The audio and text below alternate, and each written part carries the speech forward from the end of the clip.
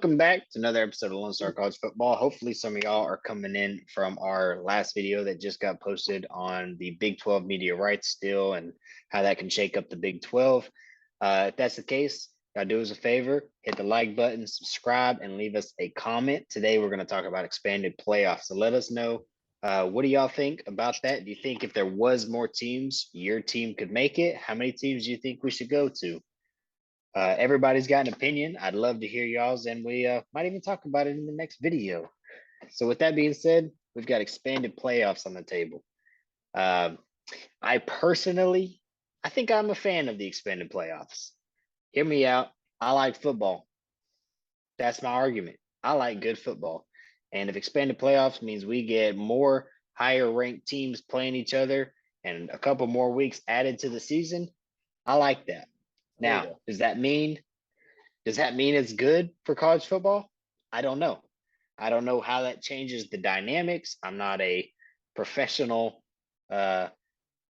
journalist for how different things can shake up that landscape.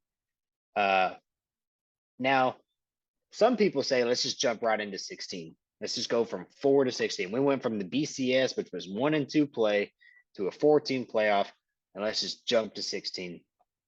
Personally, I'd probably like to see a 6 or 8 team first, because if it works, if it ain't broke, don't fix it.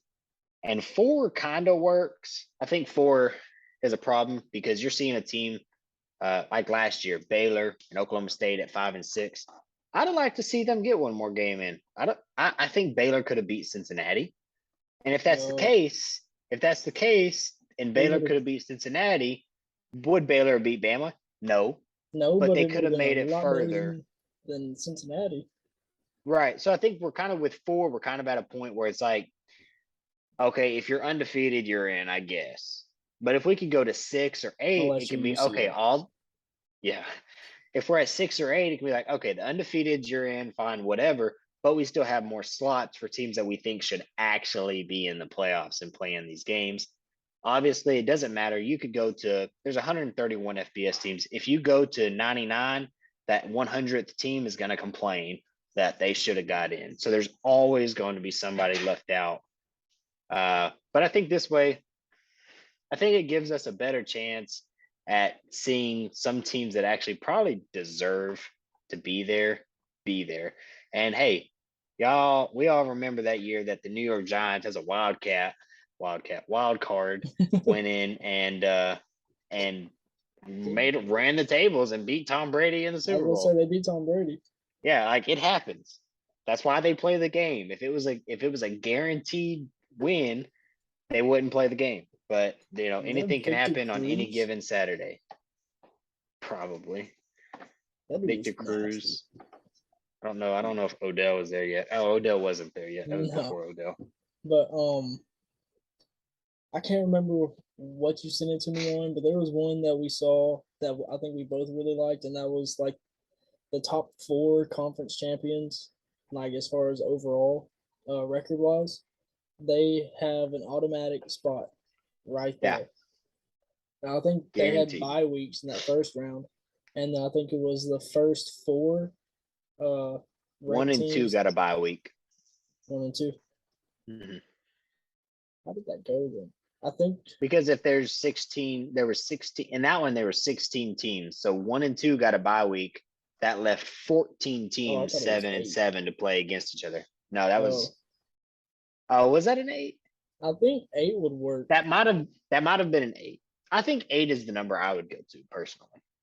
Honestly, I don't think we should go over 8, in my opinion. Like not straight to 8. Once we get there, it would be like how we were just talking about, how it'd be like the top 4 conference champions go in, and then the next 4 highest ranked teams put them in.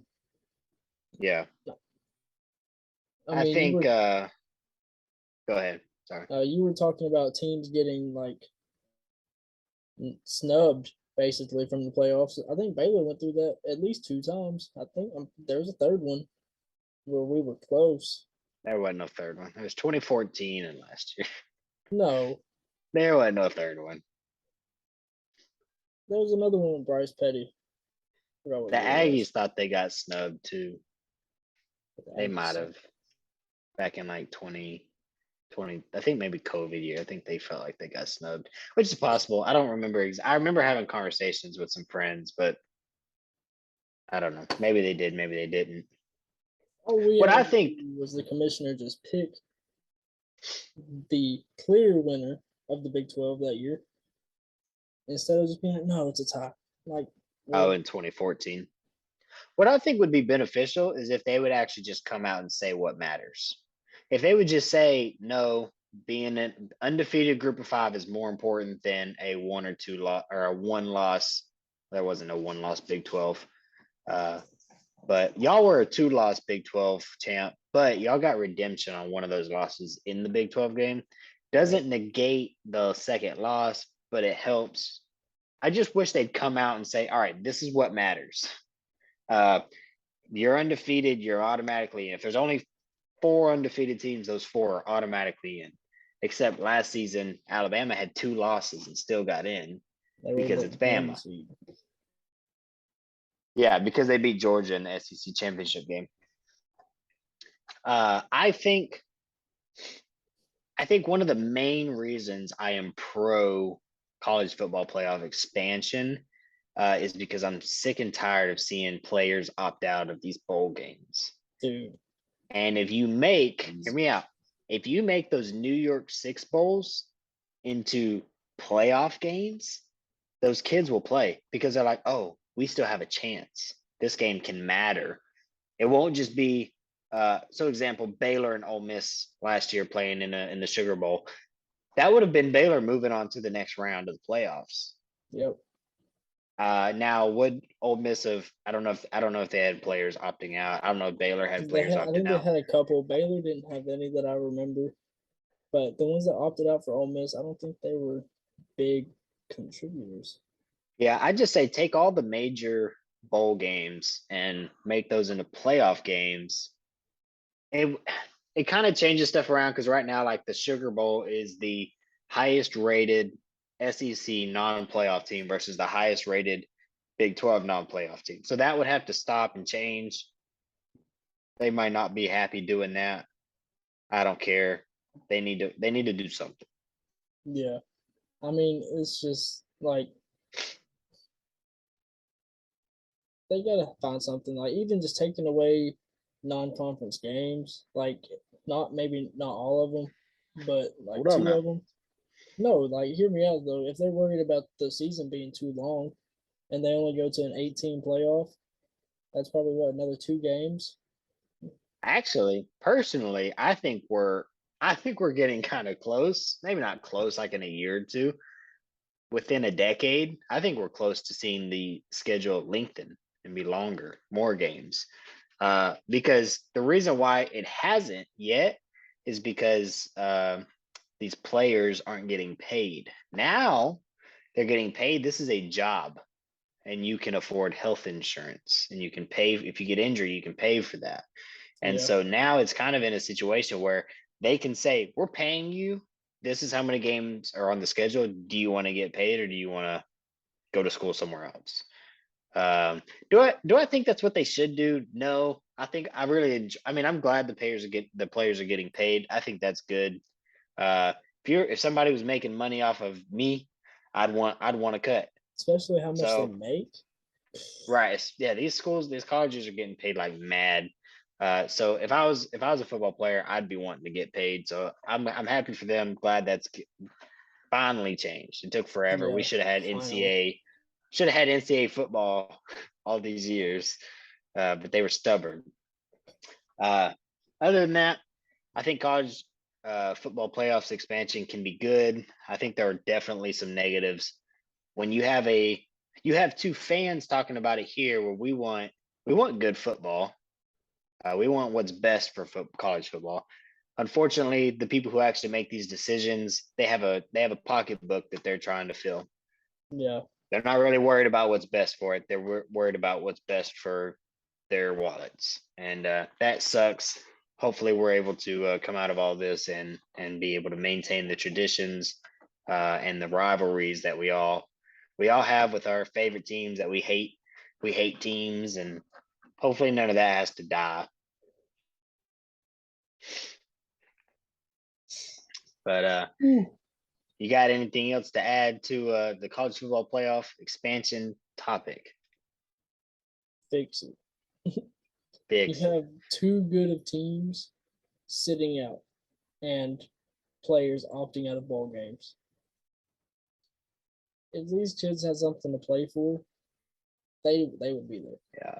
But whenever I it's just a think, ball game that has nothing to bring money to the school that they weren't getting before, yeah. they don't care.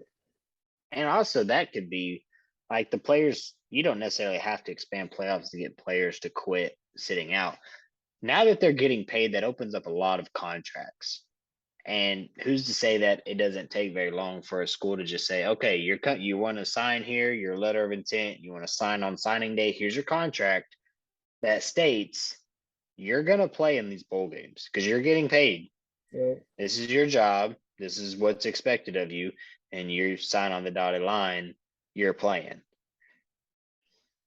Do I think they should do that? Not necessarily, because I think I say I'm tired of them sitting out, but at the same time, I get why.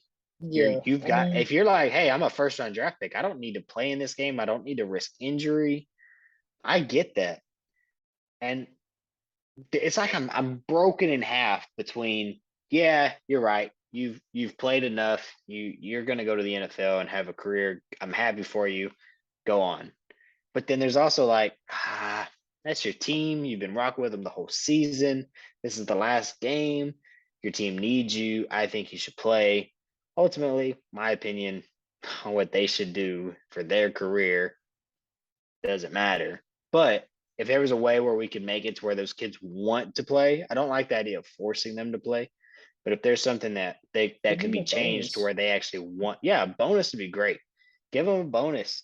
Say, hey, y'all go or a vacation. Y'all go win this game, and the whole team's going to Cancun. And if y'all lose, then we'll just give y'all each $5,000. I don't know.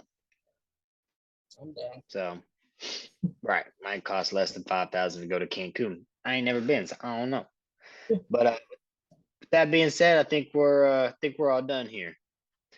You good? So, All right. Well, we appreciate y'all once again. If y'all made it this far, y'all do us a favor. Please like, comment, and subscribe. Let us know what you think. What I want to know from y'all is if the college football playoffs did expand, how far would it have to expand for your team to get in? Because for Texas, we need to go some ways. we just need a couple. Maybe a more teams. maybe a 24 team playoff would The top get the 25. Longhorns in it. Yeah.